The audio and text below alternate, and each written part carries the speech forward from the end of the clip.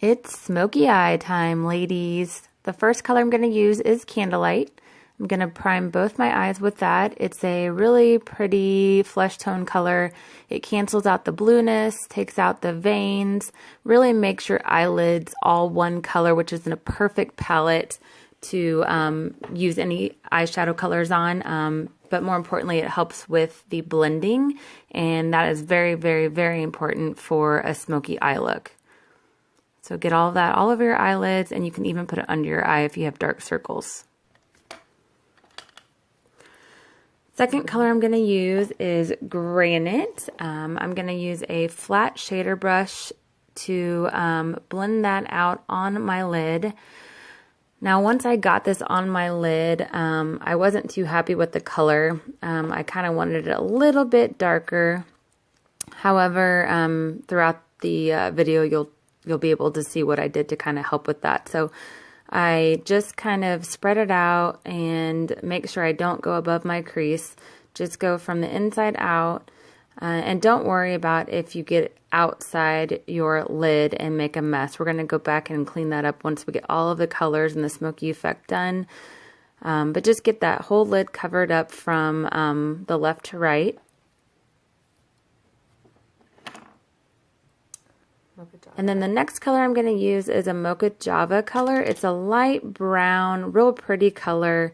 I'm going to go in with my Sigma, I believe it's the E23 blending brush. Anytime you do a smoky eye look, you want to use a transition shade. For those of you who are beginners, I recommend doing the transition shade first before you do the lid. That's my bad. I did it backwards, but it'll work. Our shadows are amazing. They don't bleed, so these are the perfect ones to mess up like this on. However, so you just go from left to right, just kind of blend it out, just touch that brush to the applicator of the Shadowsense, and go from the crease up to the brow, and just blend back and forth windshield wiper motions. You can do circular motions. You don't have to push hard. Our shadows actually blend better by just a little bit of pressure. And you can always go back in with your finger also while it's still a little bit wet and blend more if you need to. On these dark smoky eyes, the browns are really good for crease. So after I did the Mocha Java, I went ahead and used our Garnet and our Mocha Java, and I just took a mirror, and excuse me, I didn't do it on camera. I will do that next time, but I dabbed each applicator onto a mirror and just blended it with my finger, and then used another shader brush, just a smaller one, to go in my crease. I wanted to warm up that crease. I didn't think the Mocha Java was dark enough or warm enough for how dark I wanted the smoky look to go. So I went in and did my crease on both eyes, just back and forth. I didn't go up as high as the Mocha Java to give it that smoky effect. And I really started liking how the look was going so far, just with the Garnet just warmed up that color, warmed up that look. So I was getting a little bit more excited. And like I said, if you get messy on the inside and outsides of your corners of your eyes, I'm going to show you how I clean it up at the end. So just back and forth. Don't go up as high as the Mocha Java, like I said. You want to give it that smoky look. And then you're going to go back in with that same brush that you used the Mocha Java and blend those lines, ladies. You don't want lines. It does not look good. It doesn't give it that smoky look. So back and forth is the name of the game with smoky eye. So then, like I said, I didn't like the color of the Granite. It wasn't dark enough. So I went back in with Ebony Essence, which is a darker slate gray color, with another shader brush, and went in just a little bit below that Garnet mixture with that Mocha Java and put that Ebony Essence underneath it. That is going to give the smoky eye that I really, really, really wanted in the very beginning. So you can see that I kind of go in with my fingers also if I get a little messy. Our shadows are amazing and forgiving, so if you need to go in and blend away with your finger, it works perfect. So kind of go back and forth, you know, as you go in with different colors, sometimes it takes away the other colors that you put on. So back and forth with the different brushes is the name of the game, like I said. So you can see that I'm going back and forth with my Mocha Java brush and my Ebony Essence brush just to make sure it's nice and blended and transitions really nicely. Then I'm going to go in with a pointed shader brush with my Onyx, my black eyeshadow, my Shadowsense. Sometimes I line my liner or my lid, with a real thin pointy liner brush, but I want it to be smoky. So I went in with a thicker brush to give it that smoky effect. So I went on my upper line, my upper lid, and then went into the crease just to smoke it out a little bit. No harsh lines for this look. That's not what you're going for. So you can see a little bit better on my left eye how I'm going in and just smoking it out, lining it a little bit with that bigger brush, but I'm blending it out.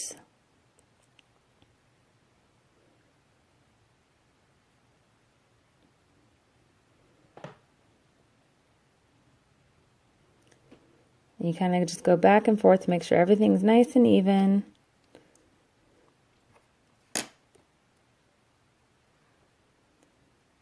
And then go back in with a clean brush and just blend those edges out.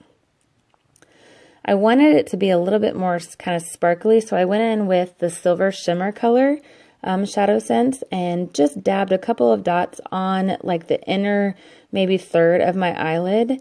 And I blended it out with my fingertip. Our shadows are amazing, and you don't need brushes all the time. It depends on what look you're going for. But as you can see, I'm really able to go in and blend with my fingertip. So now you can see I'm cleaning up the outside of my edge of my eye. I just used the Foops remover and a clean Q-tip, and just go in where the shadow is going below my eyelid, because you don't want it to show or don't want it to drag your eyes down. So you can see these shadows are long lasting and they don't budge. However, look how easy that Foops remover is removing it. You don't have to tug at all. I love our products. Have I said that before? So I just go in and clean up anything that may have gotten below my lid, just to kind of clean up the look a little bit. Holy RBF, I need to get better about smiling.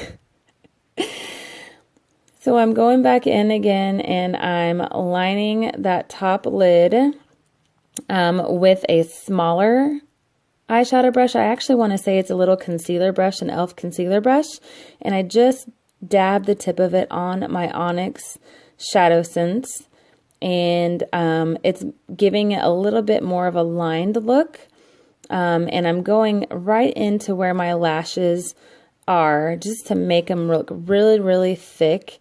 That's what makes it look sultry and kind of a bombshell look. So I'm going in and you'll be able to see it a little bit better on my next eye, my left eye, how I do it. So like I said, not a harsh line, more of a thick kind of smudgy line. And that makes that smoky eye look even more dramatic. But no harsh lines, like I said. So not really a wing, just more of a dramatic lined top eyelash, if that makes sense. The Onyx can also be used in your waterline. It does not move. I love it. For this type of a look, you definitely want to do your waterline. And then after you do your waterline, which I did not get on camera, I apologize, go in with a pointed pencil brush and the Mocha Java and go in underneath that Onyx liner that you did and buff it out, smoke it out. So that makes you not look like a raccoon, which is super important. So then I turned the camera off, did my foundation routine because I thought I was going to run out of time. But now that I'm getting kind of a little bit more familiar with how my movie editing stuff is working, I will definitely capture that. So you'll see that I did my foundation, concealer, and now I'm just baking my under eyes, my forehead, my jowls, my chin, and my nose with translucent powder. It depends on how long you want to keep it on. Right now I didn't keep it on very long just for the tutorial's sake.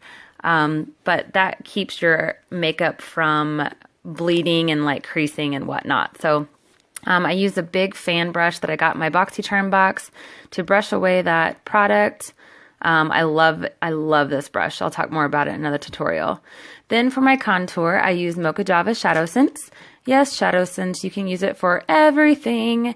Just a couple of dots in my cheekbones to contour. I never was a fan of contouring because I didn't know what the heck it was. Now I cannot go a day without it. It really slims your face, chisels your face, makes you just look done. I like my makeup to look done and dramatic. So just a couple of dots on each cheekbone, below each cheekbone, and then you just want to blend up. Don't blend down because that defeats the purpose. You don't want it to look muddy. You don't want that line to go towards your mouth. So always go up in quick motions just to blend that out into your hairline.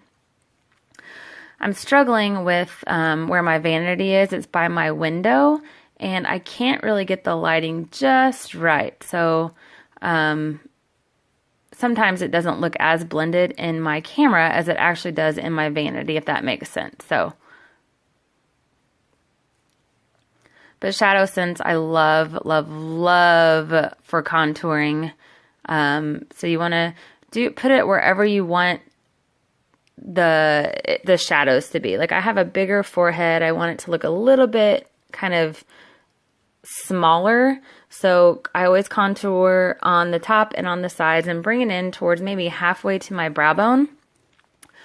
And it also brings life back to your face. When you put foundation on, it really takes away some dimension from your face. And this kind of brings back the life. So you guys will be able to see more what I'm talking about when I'm done. But you just really want to blend. And like I said several times, our Shadowsense is amazing and it blends like butter. Then I go down the sides of my nose. I don't have a big nose by any means. I'm not saying that I do, but it gives it more of a chiseled look, like a 3D kind of dimension look to it. And it really, I've noticed a difference whenever I'm in pictures. You can tell that my face just isn't washed out. So just kind of blend away. And there I am struggling with the lighting again, the darn shadows. And then I go on my jawbone just with the leftovers because you don't want to have a harsh line, but it does kind of bring out your face a little bit more. And then finally for for my blush, we have BlushSense because our company is amazing. So why not make long-lasting blush? The color that I used was Toasted Rose. Now I'll admit, after I was done using it, it was a little bit too pink for me. I really should have used a different color. Actually, ironically, the FedEx guy dropped off the color that I really wanted, which was chocolate cherry. So I'll have to use that at another tutorial. But the good thing about our blushes and actually all of our products is you just need a little bit. For that It Cosmetics or that Real Techniques brush, that I'm using, it's an amazing brush and you don't need a lot of product, and I put a little bit too much product on there. But hey, what do you do? We're human, right? So just blend away, do what you can.